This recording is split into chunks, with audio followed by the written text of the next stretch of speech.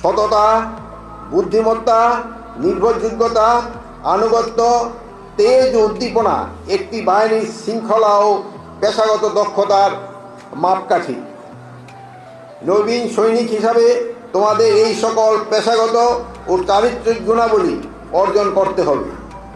তাহলেই কেবল তোমরা তোমাদের পূর্বসূরীদের যোগ্য উত্তরসূরি হিসাবে দেশ সেবায় নিজেকে নিয়োগ করতে পারবে।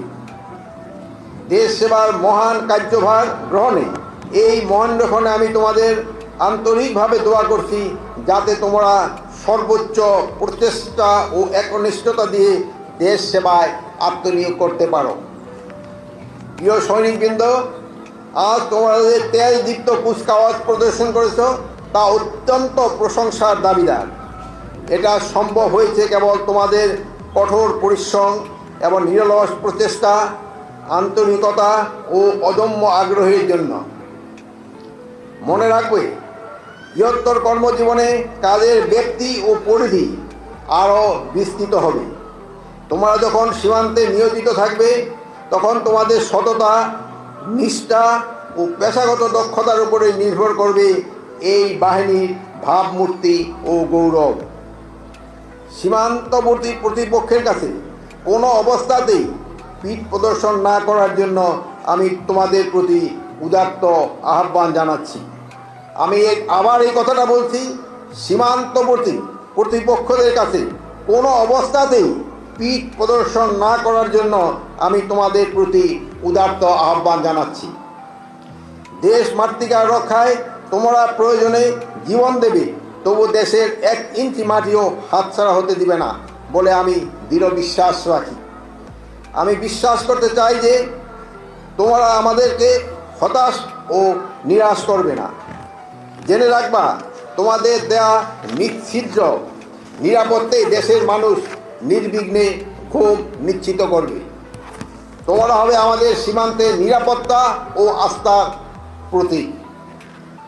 প্রিয় সুধীবৃন্দ, border guard training centre and কলেজের প্রত্যেক সদস্যের অক্লান্ত পরিশ্রম ও নিরলস প্রচেষ্টায় ফলে আজকের এই নান্দিত কুচকাওয়াজ হলো।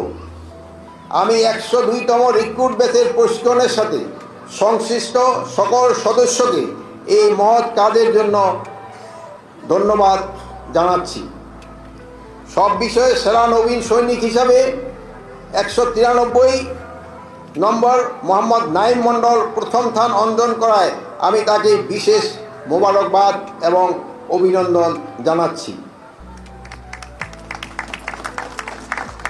প্রিয় নবীন ও সৈনিকবৃন্দ, তোমরা সকল কর্মজীবন হোক সাফল্যমণ্ডিত, সেই কামনা করছি।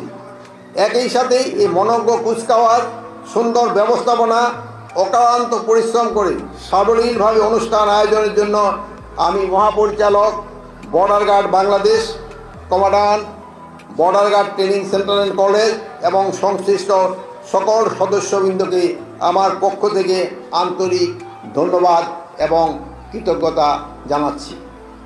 পরিশেষে আজকের এই সমাপনী কুচকাওয়াজ অনুষ্ঠানে উপস্থিত হয়ে নবীন সৈনিকদের অনুপ্রাণিত করার জন্য সম্মানিত অতিথিবৃন্দকে ধন্যবাদ এবং কৃতজ্ঞতা জানাচ্ছি।